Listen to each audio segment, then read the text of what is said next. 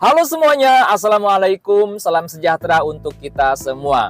Di video kali ini kembali saya akan membahas konsultasi dari sahabat viewers yang bertanya tentang harta bersama atau harta gonogini yang dijual secara sepihak. Kemarin-kemarin ada yang bertanya, beliau ini seorang suami ya, yang sudah bercerai dengan istrinya dan bercerainya secara sah di pengadilan.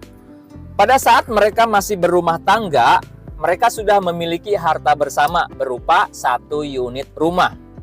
Nah, rumah tersebut, surat-suratnya atau sertifikat rumahnya tersebut atas nama suami, ya, atas nama si suami. Setelah bercerai secara resmi, rumah tersebut belum dibagi dua dengan mantan istrinya.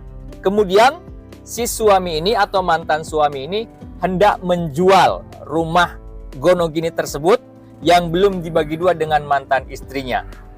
Nah, pertanyaannya, boleh nggak sih sebetulnya secara ketentuan hukumnya menjual harta bersama yang belum dibagi dua dengan mantan pasangannya? Baik, untuk menjawab hal tersebut saya mengacu kepada beberapa pasal ataupun juga aturan perundang-undangan.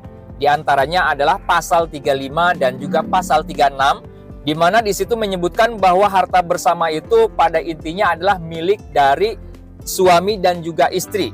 Kedua belah pihak memiliki hak yang sama, terlepas siapa yang menjadi atas nama di sertifikat rumahnya, dan terlepas dari siapa yang menghasilkan uangnya untuk membeli aset harta bersama tersebut.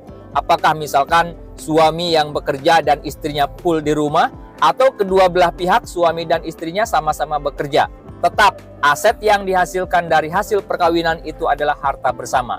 Nah, dari pasal tersebut saya menyimpulkan bahwa harta bersama itu bisa dijual, bisa dialihkan dengan persetujuan kedua belah pihak.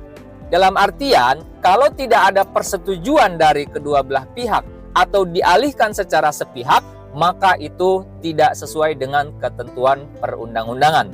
Artinya menyalahi hukum dan bisa saja transaksinya yang secara sepihak tersebut adalah cacat hukum atau batal demi hukum. Kemudian mengacu pada pasal 92 kompilasi hukum Islam atau buku kompilasi hukum Islam, di situ disebutkan. Nah, seperti ini ya, saya tampilkan. Ini pasal 92 KHI kompilasi hukum Islam. Nah, pada intinya dari pasal 92 tersebut menegaskan bahwa harta bersama atau harta gonogini tidak dapat dialihkan tanpa persetujuan kedua belah pihak. Nah, jadi kesimpulannya, harta bersama atau harta gonogini ketika terjadi perceraian kemudian belum dibagi dua dengan mantan pasangannya, maka ketika hendak dialihkan, apakah itu dijual atau digadaikan atau dijaminkan, itu harus dengan persetujuan. Harus dengan sepengetahuan dan persetujuan dari mantan pasangannya. Nah, jadi jelas ya, harta bersama atau harta gonogini yang dijual secara sepihak padahal belum dibagi dua, itu merupakan perbuatan melawan hukum. Dan si mantan pasangannya yang merasa dirugikan dapat menempuh upaya hukum. Sehingga mantan suami yang menjual aset harta bersama yang belum dibagi dua dengan mantan istrinya secara sepihak itu memiliki resiko hukum. Apa resiko hukumnya? Pertama, bisa digugat secara perdata karena melakukan perbuatan melawan hukum, yaitu menjual harta bersama, harta gonogini yang belum dibagi dua dengan mantan pasangannya tanpa sepengetahuan dan tanpa persetujuan dari mantan istrinya. Nah, itu ya, jadi yang pertama berpotensi dituntut secara perdata atau digugat secara perdata ke pengadilan negeri ataupun juga ke pengadilan agama bagi yang beragama Islam. Misalkan ya, mantan istrinya bisa saja menuntut pembagian harta bersama tersebut, atau misalkan menuntut pembatalan transaksi jual beli rumah tersebut yang dijual secara sepihak, padahal itu adalah harta bersama dan belum dibagi dua dengan mantan istrinya. Kemudian, selain berpotensi digugat secara perdata, bisa juga dituntut secara pidana, bisa juga dilaporkan kepada pihak kepolisian ketika misalkan ditemukan unsur-unsur pidana. Seperti apa saja unsur-unsur pidananya? Misalkan, contoh ya, si mantan suami tersebut menjual tanah kepada orang lain atau misalkan menggadaikan kepada pihak bank, tentu karena harta itu harta bersama harus ada persetujuan istri. Kemudian si suami tersebut membuat surat keterangan palsu. Misalkan membuat surat kesepakatan secara sepihak nih, atau misalkan membuat surat keterangan secara sepihak bahwa misalkan si mantan istrinya sudah mendapatkan sejumlah uang sebagai pengganti dari harta bersama yang berupa rumah tersebut yang akan dijual tersebut. Kemudian tanda tangannya dipalsukan. Nah, itu tentu sudah memenuhi unsur pidana tindak pidana pemalsuan surat, tindak pidana pemalsuan dokumen ya. Nah, kalau peristiwanya seperti itu jelas bisa dilaporkan secara pidana karena telah melakukan tindak pidana pemalsuan surat.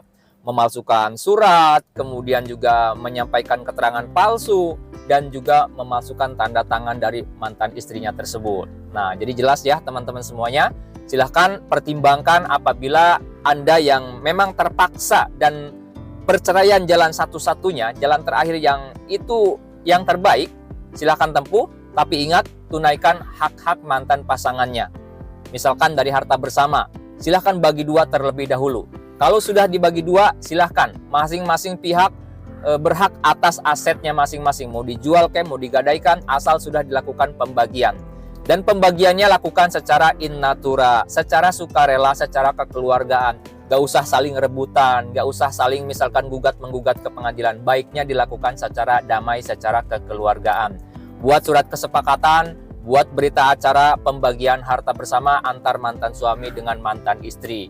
Itu yang dapat saya bahas pada kesempatan video kali ini. Mudah-mudahan bisa menambah wawasan, khususnya bagi sahabat viewers yang bertanya terkait dengan masalah ini. Apabila video ini ada gunanya, channel ini ada manfaatnya, mohon keikhlasan dari pemirsa YouTube semua untuk subscribe ke channel Pengacara Santuy. Bukan siapa-siapa, hanya Lawyer Deso. Sampai jumpa di video-video selanjutnya. Assalamualaikum warahmatullahi wabarakatuh.